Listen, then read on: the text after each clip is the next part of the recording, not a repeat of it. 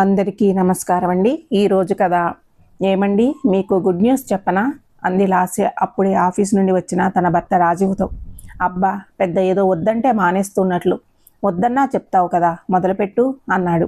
అయితే చెప్పను పోండి అంటూ బొంగమూతి పెట్టింది లాస్య. హాహా, సరదాగా అన్నా కన్నా నువ్వు బొంగమూతి పెడితే బాగుంటావు, అందుకే అన్నాడు రాజీవ్. అందంగా నవ్వేసింది లాస్య.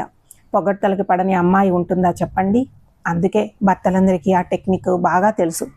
ఇప్పుడు మనం ఇద్దరమే ఉండి బోర్ కొడుతోంది కదా మనకి.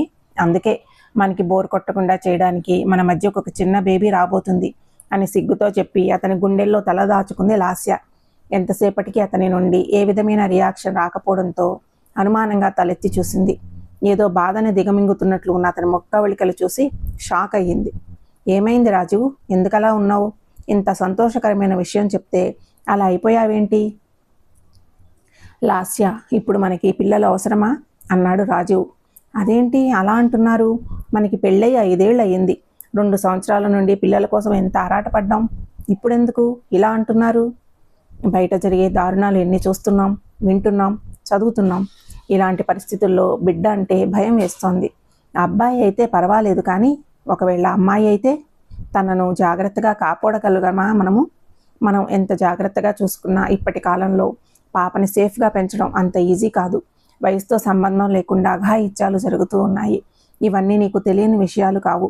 అంతేకాకుండా మనం ప్రేమించి పెళ్లి చేసుకోవడం వల్ల మన ఇద్దరి కుటుంబాల సపోర్ట్ కూడా మనకి లేదు. ఇటువంటి పరిస్థితుల్లో మనకి పిల్లలు అవసరమా? పోనీ ఒక పని చేద్దాం. నాకు తెలిసిన ఒక ఫ్రెండ్కి స్కానింగ్ సెంటర్ ఉంది. స్కానింగ్ చేయించి అమ్మాయి అయితే అబార్షన్ చేయిద్దాం, సరేనా అన్నాడు రాజు. రాజు అంటూ గట్టిగా అరిచింది లాస్య. ఇలా ఎలా ఆలోచిస్తున్నారు అసలు? అబార్షనా? అందులోనూ అమ్మాయి అయితే చేయించేయాలా? ఏమనుకుంటున్నారు అసలు మనిషిలా ఆలోచిస్తున్నారా? ఇంత చదువుకున్నారు, ఏం ప్రయోజనం అసలు? లాస్య, ఎక్కువగా మాట్లాడుతున్నావు. అంతలా చెప్పినా అర్థం చేసుకోవేం అంటూ రాజీవ్ తిరిగి అరిచాడు. ఎవరు అర్థం చేసుకున్నది? అందరూ మీలా ఆలోచిస్తే భవిష్యత్తు తరానికి ఆడపిల్ల అంటే ఇలా ఉంటుంది అని బొమ్మల్లో మాత్రమే చూపించాల్సిన పరిస్థితి వస్తుంది. దారుణాలు జరుగుతుంటే వాటిని ఎలా ఎదుర్కోవాలో మన పాపకి నేర్పించాలి, మనము నేర్చుకోవాలి. అంతేకాని ఆడపిల్లనే లేకుండా చేద్దామంటే నేను ఒప్పుకోను అంటూ లోపలికి వెళ్ళిపోయింది. తర్వాత వారం రోజులు లాస్య రాజీవ్తో మాట్లాడలేదు. 2 రోజులకే రాజీవ్ రియలైజ్ అయ్యాడు. లాస్యతో మాట్లాడడానికి ట్రై చేస్తూనే ఉన్నాడు, కానీ లాస్య మాట్లాడడానికి ఏమాత్రం ఛాన్స్ ఇవ్వట్లేదు. ఎడమొహం పెడమొహంగా ఉంది. వారం కాస్త 10 రోజులు అయ్యింది. ఇక అవియోగాన్ని భరించలేక లాస్యని కదలకుండా కూర్చోబెట్టి తన ముందు మోకాళ్ళ మీద కూర్చొని, సారీ కన్నా, ప్లీజ్ మాట్లాడురా. నేనే తప్పుగా ఆలోచించాను. నా తప్పుకి నువ్వు నన్ను తిట్టు కొట్టు, కానీ ఇలా మాట్లాడడం మానేయకే ప్లీజ్.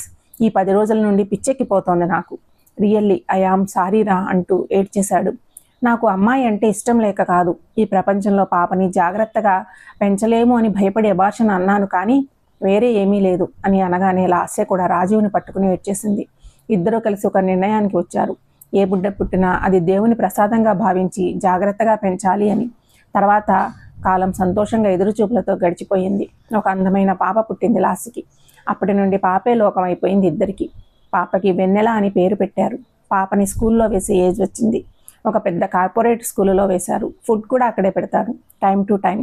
ఇంటి దగ్గర పాలు తాగించి 7 గంటలకు బస్సు ఎక్కిస్తే మళ్ళీ సాయంత్రం 6:30కి ఇంటికి వస్తుంది. ట్యూషన్ కూడా స్కూల్లోనే. లాస్య దంపతులకు వెన్నెల తర్వాత మళ్ళీ పిల్లలు పుట్టలేదు. దానితో వెన్నెల వాళ్ళ లోకం అయిపోయింది.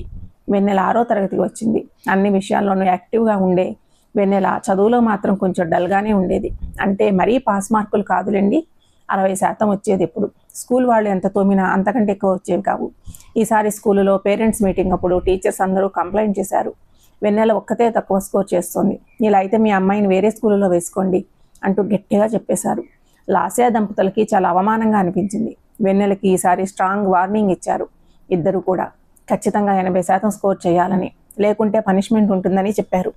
ఆ రోజు నుండి రోజు వార్నింగ్ రిపీట్ చేస్తూనే ఉన్నారు.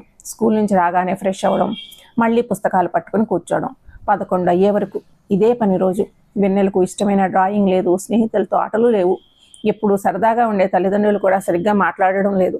ఒకవేళ ఏదైనా మాట్లాడినా ఆ మాటల నిండా మార్కుల గురించి, రావాల్సిన ర్యాంకు గురించి తప్ప ఇంకేం లేదు. 15 రోజులు అయ్యేటప్పటికి వెన్నెలలో మార్పు రావడం మొదలయ్యింది. ఎప్పుడూ నవ్వుతూ ఉండే ఆ పెదవులు మీదకి ఇప్పుడు పొరపాటును కూడా నవ్వు రావట్లేదు. అమ్మా నాన్నలతో ఏదైనా మాట్లాడబోయినా వాళ్ళు చెప్పే డైలాగ్ ఒకటే, నువ్వు ఖచ్చితంగా మంచి మార్కులు తెచ్చుకోవాల్సిందే, లేకుంటే సంవత్సరం మధ్యలో ఈ ఫస్ట్ సెమ్ అవ్వగానే టీసీ ఇచ్చేస్తామంటున్నారు.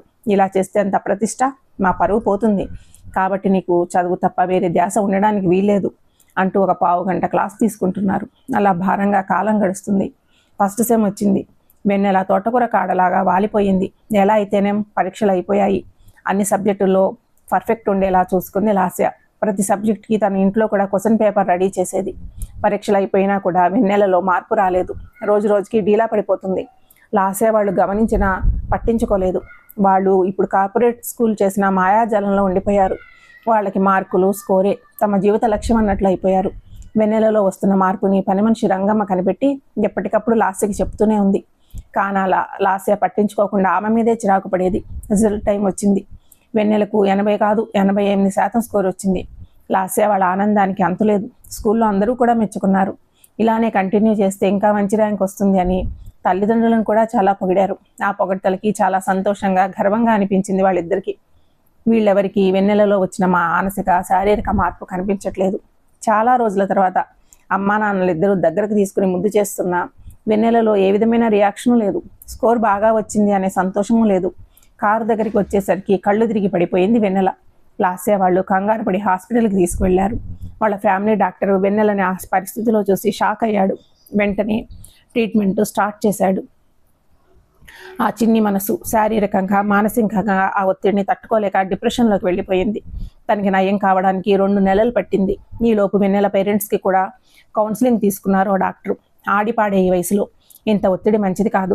జీవితానికి చదువు ర్యాంకులు మాత్రమే పరమావధి కాదు. వీటిని మించి ఇంకా చాలా ఉన్నాయి. స్కూల్ ఫస్ట్ వచ్చిన వాళ్ళు కూడా ఏదో చిన్న జాబుతో జీవితాన్ని గడిపిన వాళ్ళు ఉన్నారు. అలాగే సాధారణ మార్కులతో పాస్ అయిన వారు జీవితంలో ముందడుగు వేసి ఇలాంటి ర్యాంకర్స్కి జాబ్స్ ఇచ్చే పొజిషన్కి వెళ్ళిన వాళ్ళు ఉన్నారు. మనం జీవితంలో ముందుకు వెళ్ళడానికి అవసరమైనది జీవితం పట్ల ఒక అవగాహన, కొంచెం సృజనాత్మకత, జనరల్ నాలెడ్జ్ ఉండాలి. అంతేకాని ఇలా కాదు. వెన్నెల చదువులో నార్మల్గా ఉన్న డ్రాయింగ్, డ్యాన్స్, సింగింగ్ అన్నింట్లో ముందుంటుంది. వాటిని ఎందుకు గుర్తించలేరు మీరు? ఆ కార్పొరేట్ స్కూల్ వాళ్ళు మీ మీద ప్రయోగించిన అస్త్రాన్ని మీరు నేరుగా చిన్ని పాప మీద వదిలేశారు.